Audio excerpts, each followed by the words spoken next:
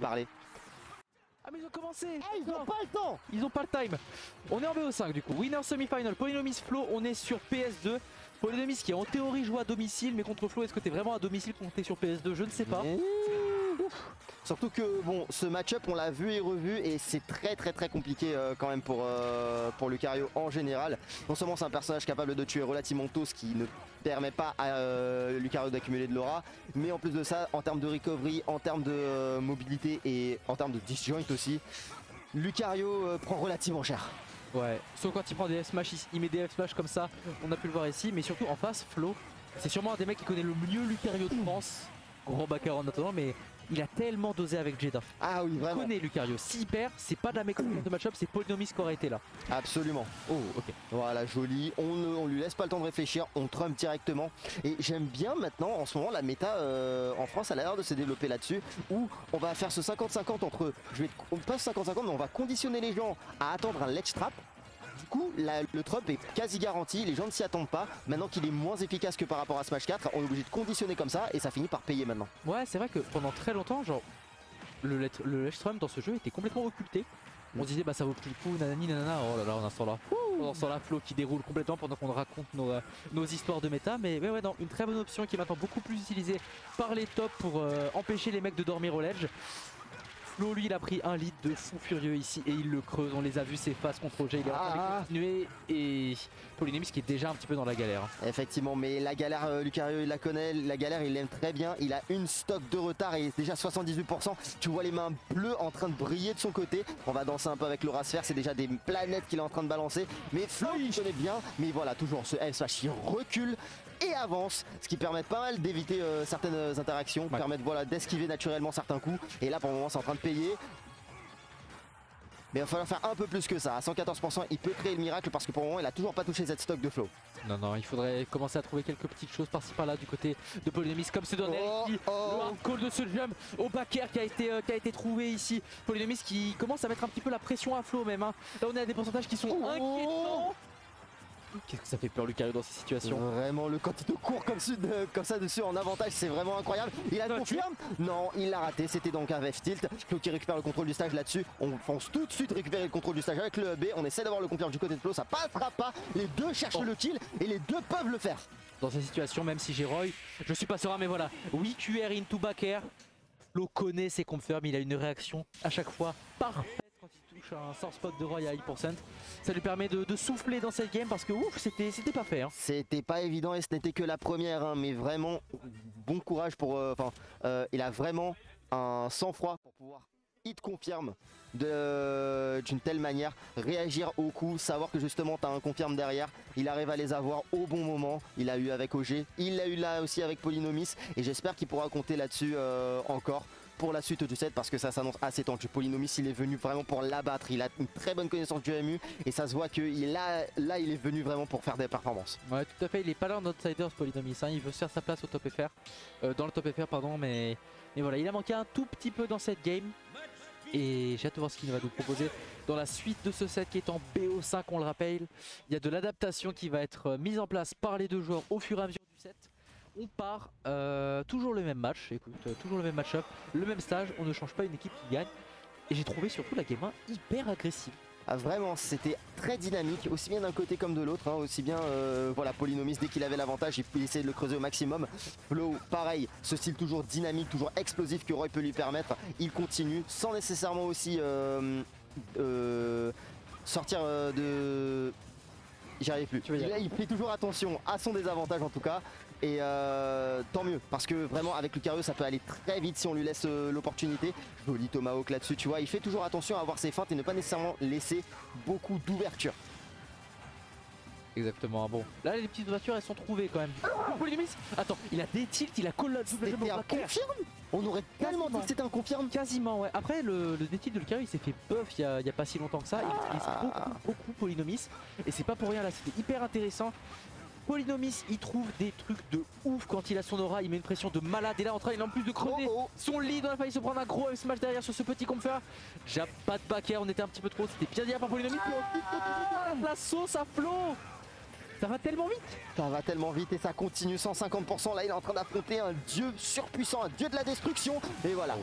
On a réussi à avoir le down smash, ça couvre bien, 74%, on remet les compteurs à 0 et le Polynomis va devoir travailler encore un peu, parce que 88%, je suis pas sûr qu'il ait le kill power pour. Non, 88%, il va falloir encore travailler un petit peu, surtout qu'on n'a pas d'aura hein, du côté de Polynomis pour le moment. Mais bon, un backer au ledge, un forward smash, tout peut arriver. En plus, regarde ça, son advantage state, il est impeccable à Polynomis. Il gère très bien ses petits frame traps, il est toujours en train de se placer en fonction de là où va être Flo pendant qu'il fait son drift. C'est impeccable. Et les fortes paumes commencent à être trouvées pour rappeler qu'on ne peut pas trop shield contre Lucario non plus.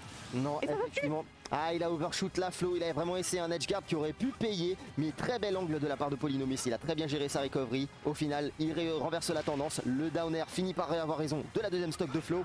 On est amené à sa dernière. Mais c'est lui qui est en avantage. On connaît les phases de l'edge trap de Flo. Il arrive à s'en sortir Polynomis malgré tout.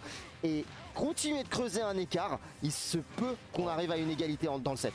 Ouais, ça a l'air d'en prendre la direction, mon très cher Orios. Parce que là, Polynomis, non seulement il est en lead, mais il est en lead sans même trop d'aura hein. Pour l'instant il arrive à creuser comme il le peut. Et on arrive en plus dans les pourcents des problèmes. Encore un double jump qui a failli être call par Polynomis. Il faut faire attention à Flo, à ses double jumps, un tout petit peu trop ambitieux, des avantages.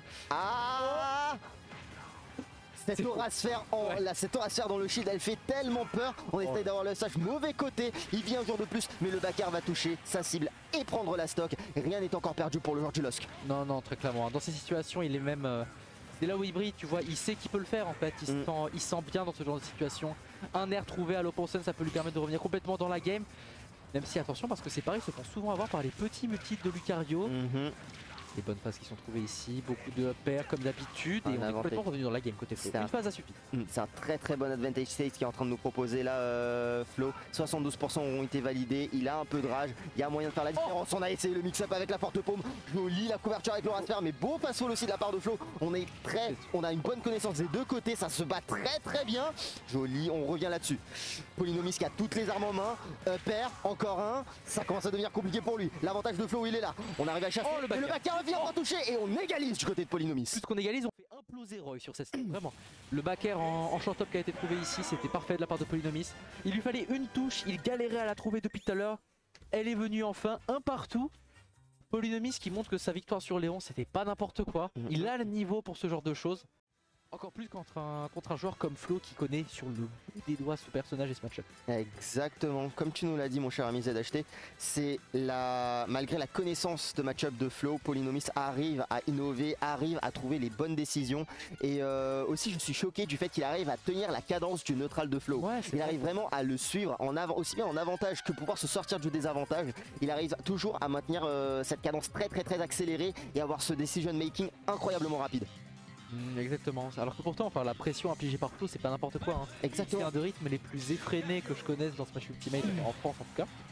Et Polynomis bah, il s'en fout lui, écoute hein. Je sais pas si c'est la fougue de la jeunesse ou quoi, mais il dit bah écoute ça va. Il nous regarde, il est en train de sourire, il vit sa meilleure vie. Oh Polynomis hein, il kiffe Smash Bros, il kiffe être là, il kiffe ce genre de match en jeu. Un Polynomis qui se qualifierait pour la Winners Final de ce tournoi alors qu'il est 6 stacks, ce serait vraiment quelque chose. Ah clairement. Pour le moment en tout cas Flo n'a pas l'air de lui laisser l'opportunité hein. Il est déjà dans la cage prison. On va ledge trap une fois, deux fois. On prend le jeton du côté de Polynomis. On n'a pas vraiment envie de prendre plus de dégâts que ça. Même si celui serait avantageux malgré tout. Et voilà, il arrive à avoir une petite ouverture mais à peine 20% qui auront été mis. Il va falloir un peu plus que ça parce que regarde-moi l'explosivité de Flo. Ouais tout à fait, il a l'affût des moindres petites erreurs Flo. Là on a eu un down smash un petit peu mis sur la plateforme, c'était puni tout de suite. On a vu Polynomis un petit peu secouer la tête, c'est pas ce qu'il voulait faire. Ah, qu'est-ce qui s'est passé?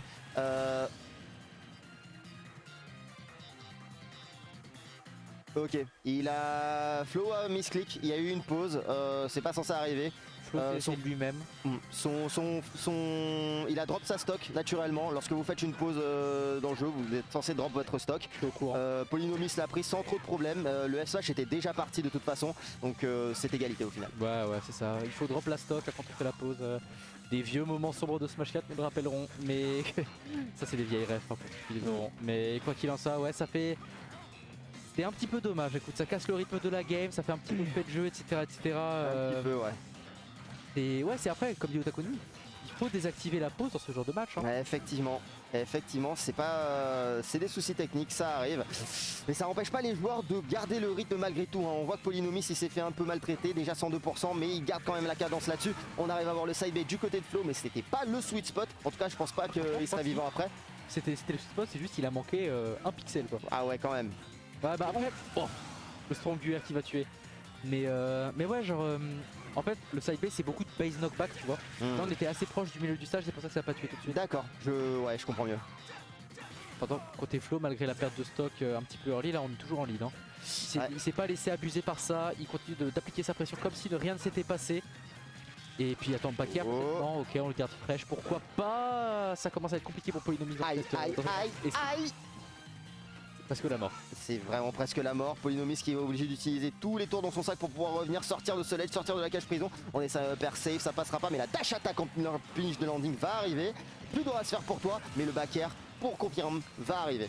Ouais, par contre là on a eu un bon petit UR côté UR ou Usma, j'ai mal vu malheureusement, j'ai les oreilles de regard. Une toute petite seconde, ça permet à Polynomis en tout cas de revenir un petit peu si on a un Lucario à 100% d'aura mon gars. Beaucoup de choses peuvent se passer, comme un backer de Flo aussi qui vient ici catch cette up B de Polynomis qui a beaucoup été tenté hein, ici. Up B pour Rego comme ça au-dessus, il a beaucoup fait, ça n'a jamais presque été puni. Celui-là c'était le bon. Grand backer dans les gencives. 2-1 pour Flo. En plus de ça, on avait vu que techniquement Lucario il l'avait déjà dépassé, mais la Hurtbox est tellement grosse aussi à cause de la queue. Plus ou moins le même problème que Lucario de temps en temps. Il a fini par. On va désactiver la pause dans le rule set. Il a fini par céder la stock là-dessus. Même Polynomis avait l'air choqué, il a fait balancer un chiche. Voilà, ça désactive la pause pour. Mais ouais, on va désactiver la pause. Vous le saurez, préparez vos rule sets de tournoi, désactivez toujours la pause. Attends, c'est bizarre. Ah, c'était désactivé ta... Wesh. Bah non mais j'ai vu. Non, on l'a vu. Trop bizarre. Ah oh. C'est trop bizarre.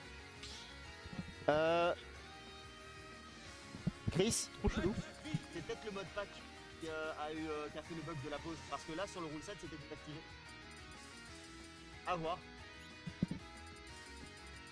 Ok. Putain, trop chelou. Et oui, c'est VO5 les gars. Et non, sinon c'est la Switch qui est hantée, ouais, je sais pas. Ouais.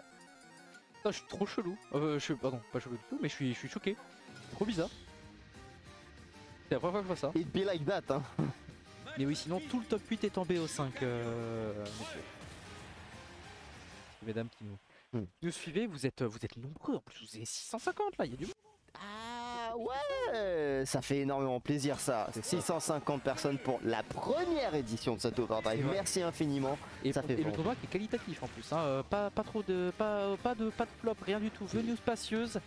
Tout se passe bien jusqu'ici. Et en plus on a des matchs de ouf. Donc ça fait très plaisir. Et en parlant de matchs de ouf, on part sur la game 4 de ce Polynomis Flo. Et je suis très curieux de voir l'issue de ce set. Franchement, tout peut arriver encore. Exactement, on a vu que les deux joueurs étaient capables de belles choses jusque là. Et ça m'étonnerait que ce soit tous les tours qu'ils aient dans leur sac. Flo pour le moment qui continue encore une fois, hein, ce dynamisme, explosivité. On arrive à avoir un backer, 113% déjà validé. Le neutral B va toucher, non monsieur, parce que le walkling était là. Et on arrive à récupérer le contrôle du stage et récupérer en plus de ça la main. Mais pas de gros confirme non plus, pas de backer pour toi. Non, ça serait tardé par contre parce qu'on a quand même beaucoup d'aura du côté de Polynomis ici et un backer ou un F smash avec cette aura mon gars, donne pas cher de la paire de la... Je n'arrive plus à parler. Flo aurait explosé, voilà. Vraiment. Ça devient compliqué pour nous parce qu'effectivement ça se passe aussi tellement vite. Mais bon voilà, Flo arrive à punir le landing nature. On récupère l'air dodge fast fall là-dessus qui est une option qui est relativement forte. Et le moment où je sens qu'un joueur sait ce qu'il fait, c'est quand il arrive justement à punir spécifiquement cette option de landing. Exactement. Parce que c'est vraiment une des options les plus smash ultimate en désavantage. C'est fast fall neutral air dodge. Tu vois cette option partout à top level. Et du coup il faut développer du counterplay forcément. Flo il le connaît ce counterplay, ça lui permet en plus de prendre l'avantage derrière. Attention à ce counter qui a été tenté off stage, je ne sais pas trop pourquoi du côté Polynomis. Aura se faire backer, la classique, ça va tuer. Ça va tuer totalement. Et comme le F-Smash là par contre il va tuer, j'ai cligné des yeux 2 secondes et je vois Lucario se faire couper, décaler. On n'a même pas le temps de respirer. Ah, c'est allé beaucoup trop vite ici. Et là par contre, là Polynomis il est dans une mauvaise situation par contre. On sait que c'est Lucario, on sait que tout peut arriver, mais malheureusement pour lui dans cette situation, on a un Flo qui est quand même à très low pour Sun qui trouve ses kills assez early. Oh la réaction sur la roll, il s'est retourné comme un prince, il a dit tu vas aller là et il est allé là. Flo était vraiment impérial sur cette game, il est en train de complètement oppresser Polynomis qui ne fait plus grand chose, même un F-Smash qui va presque tuer.